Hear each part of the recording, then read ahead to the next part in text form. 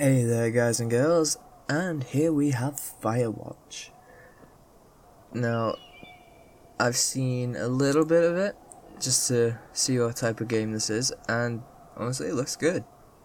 So I thought, I'll join the bandwagon and play along. So, let's just find, there it is. New game. Cable, not bother with that. I just had a quick go to see if it runs because my little baby PC is it struggles handling. Campo Santo presents, hope I wrote that right, cooperation with Panic Inc.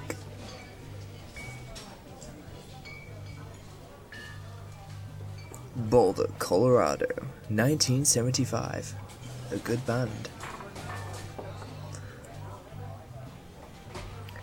You see Julia.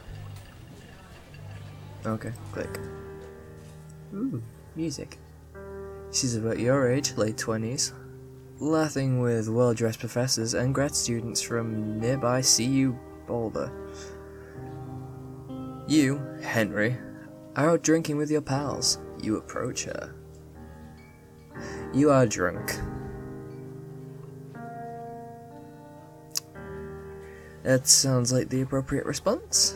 You're pretty. You're pretty, she says coolly. You are not. You're our future hangover. What? You reply confused. Someone should buy you a cheeseburger, she says. She flags down a waiter, and 1 week later, you are Julia's boyfriend. It's that easy? Really? Ooh, backpack. Click to use. Okay. Let's go. A truck. Get in.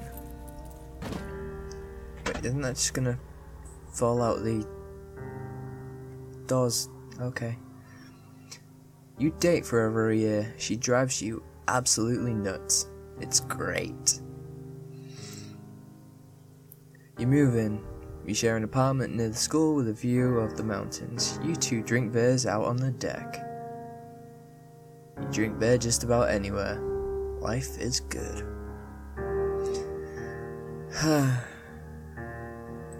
When will my life get like that?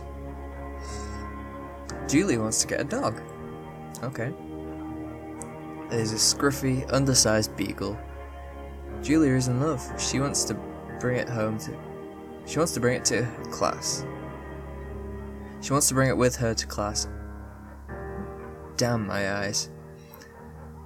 There's also an intimidated but gentle-eyed German Shepherd. Nothing bad could happen to Julia while walking this dog. It's badass.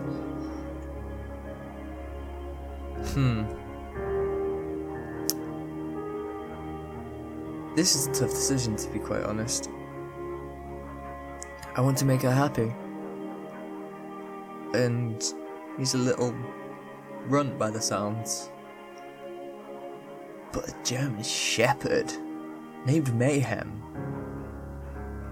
But a little adorable little Bucket. I have to go with Bucket. The name just makes me chuckle. Bucket's a good dog. And a week later, you've totally forgotten about the other one. That's a bit. Aw. Julia loves him. You love him too. Good. Aw. Just a little. 1979. You talk out on the deck. It's summer, 9:30 p.m. and heat still radiates off the high desert. It's very detailed with this, I like. What do you think about kids, she asks. Kids? They're not very smart or good at much. That's of course everyone's their sort. I'm saying if you and I have a couple little idiots. I like this Julia. Ooh. How old are we? point. You know, screw. Just say, one day, why rush? Yeah, why rush? Live a little. Live your life. I mean, not saying that having kids isn't doing that, but yeah, when you have kids, limitations. Anyway, she looks away, out toward the mountains. We have plenty of time, right? Speak for yourself, mister. Don't worry, Yusha. Is this like foreshadowing shit? Like the whole nothing bad could happen to her. We have plenty of time. Famous last words. You tell her she has the body of an undergrad. I'm guessing that means healthy. My ovaries didn't get the memo, she says, laughing it off. Heh, one day, okay? Okay, one day, she says. 6 months later, you get engaged, lying in bed on a Sunday morning.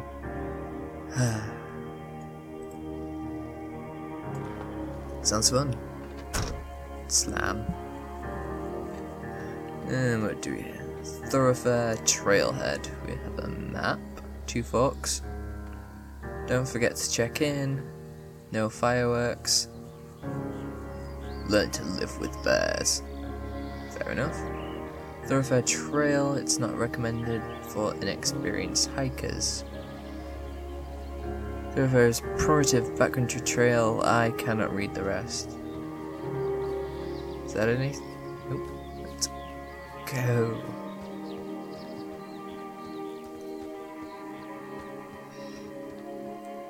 This is like a really nice trip out. 1980. It's a Thursday night, and Julia is 4 hours late. She doesn't call. You're worried. And getting angrier by the minute. She walks in after you've gone to bed. Ooh. She's not quite drunk, but she's clearly been having a fun time. You fight when she gets between the sheets. Does that mean we actually have an argument, or get mad, ignore her? Ignore. I don't like conflict. You don't touch each other all night. The next day you feel guilty for being so angry and ask her about her evening. She says it was great. You hold on to a tiny pill of resentment. You make some coffee and go to work. What's my job? 1981. Julia still likes to draw. She draws plants from your research. She draws all the places you go. She draws you. You pose and flex like He-Man. Frolic like a Victoria's Secret model.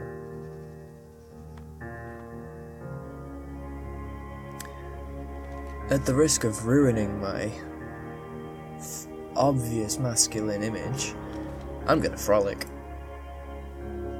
Julia is right. You are very pretty. I know. And drop. That looks spiky and dangerous. Where's Julia in this anyway? And where's Bucket? Where's the little bucket? 2 forks. Look. Add an option? Oh, 8 more miles still. Spacebar to climb over obstructions.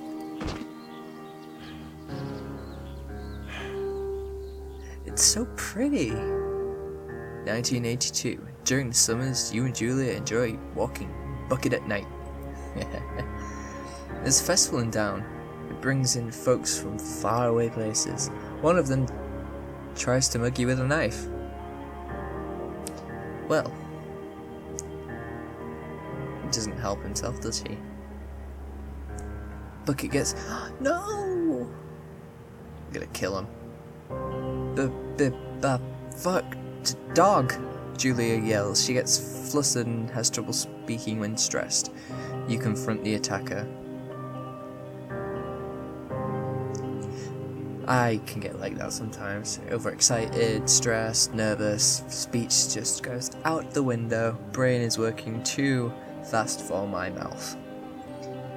Scare him away, beat his goddamn face. You just kicked my little bucket, I'm gonna kick your ass. Your arm gets cut up, you beat the guy to a pulp, you don't feel very tough.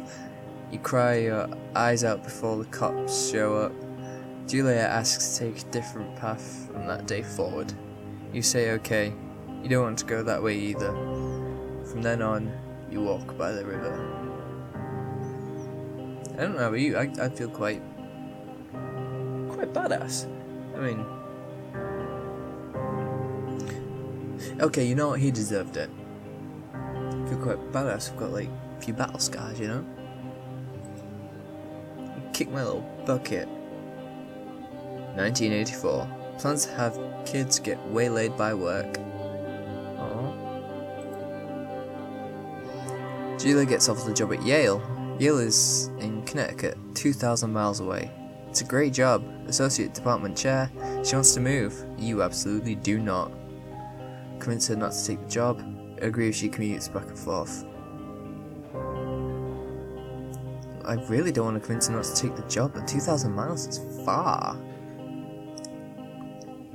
And to make her travel back and forth, it's not too bad. Could be a lot. Could it? I don't know. Agree. Because I don't want to not have her do it. Yeah. You ask her if she'll commute back and forth. You don't want her to move to Connecticut. She says that it'll be hard, but she'll do it if you won't move. Stubbornness. Yeah. You tell her not to pass it up if it's what she wants. She agrees. She flies back to Boulder 3 times each semester. Is that a lot or not? It doesn't sound like a lot. It's like 3 times a year, 3 times I don't know what semester is. It's not an English term. Anyway, Julia was sent home from Yale on paid leave after having an episode. She lost it on a colleague for borrowing books that were important to her research. She didn't remember she had happily loaned them to him just 2 days prior. Ooh. She was found crying in the stairwell. Aww. You say that maybe you should guys talk to someone about it. You make macaroni and drink wine and try to forget about it. That's what you should do. Talk to someone. Something like that's a little serious. After seeing multiple doctors and having many tests, they are worried that Julie might be suffering from early onset dementia. She's 41. Damn. What? Oh. You both decide to keep it a secret for now. Is that a good idea?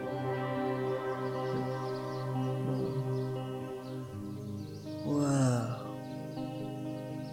Oh, come on, you can't just drop a bomb and just then show me this beautifulness. Ooh, journal. Mine? Okay.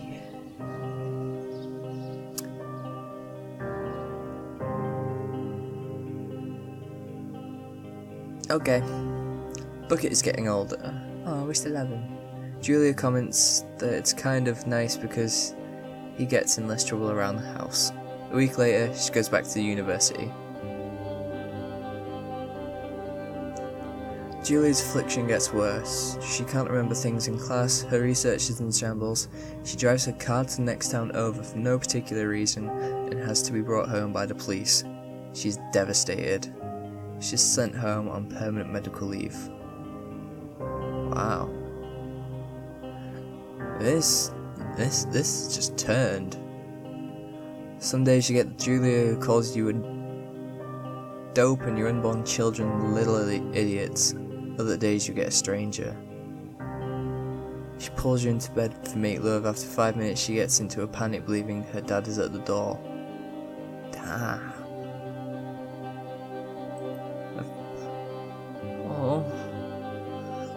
You tell her family they're crushed and begin to make trips from their home in Australia to visit her. For a while, your friends come by with little things to brighten the day. She gets worse. Sorry, how far into this game am I? And it's already crushing me emotionally.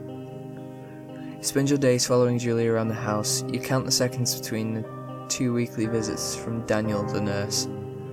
He suggests that Julie could live somewhere else, somewhere with 24-hour care, a home. It sits with you for a couple months. Damn.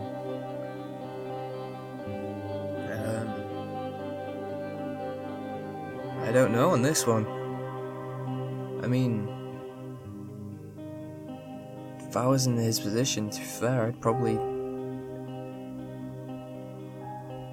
want to try to do it by myself, but I'm already a carer at the minute, and it's not easy.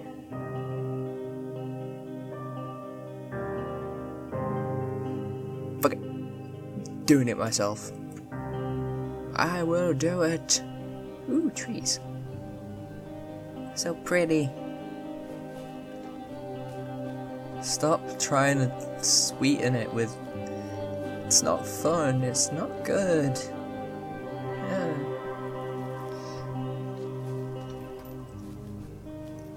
Ooh, balanciness. What? Dear. Oh shit. He's seen me. Majestic. I remember when we went on a trip somewhere. They said they're very dangerous. Like, if we hear them, just get out of there. Don't run. I don't think. I can't remember. Just... They're deadly. You wouldn't think it. Maybe, actually. I don't know. Anyway. It is impossibly hard. The worst is when you get mad at her, like when she tries to cook her own food. You can't do anything without her, and she can't do anything without you. Aww. And when she goes to sleep, you stay up for a few hours, drinking on the night. What?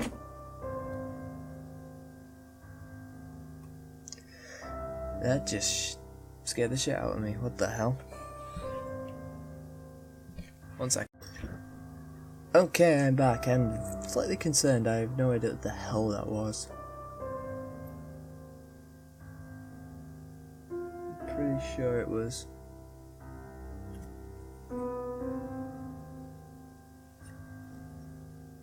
I don't know. Anyway. When she goes to sleep, you stay up for a few hours drinking on the deck. As I was saying, that's not a good thing to do. Why drink? You're a carer. I mean, yeah, maybe take the edge off, but you need your wits about you.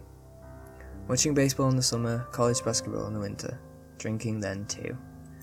Am I developing alcoholism? You start going out after you put her to bed. The first time you do it, you worry about her getting up and walking around while you're gone. True. Put a chair in front of the bedroom to... What? No! Don't barricade her in. That's gonna make her panic. I'm gonna trust. I have trust. Please don't throw this in my face. You go to the same bar at the boring end of Pearl Street. Yeah? It's nice there. Over time you tell Sheila, the bartender, everything. It's a huge weight off. You're home and in bed by 1 AM a couple nights a week. You look forward to those nights. That ain't too bad, but then again my sleep pattern isn't exactly the most healthy. To me 1 AM is reasonable. 1989, oh no. One night you were stopped at a DUI checkpoint. You blow at point 10 and are taken to jail for the night. Instead of trying to hide it, you tell your sister-in-law Susan.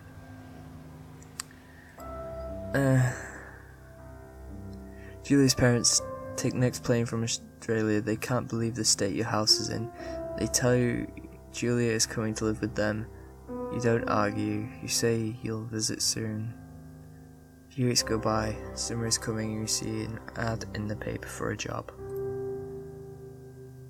You take... What? Damn.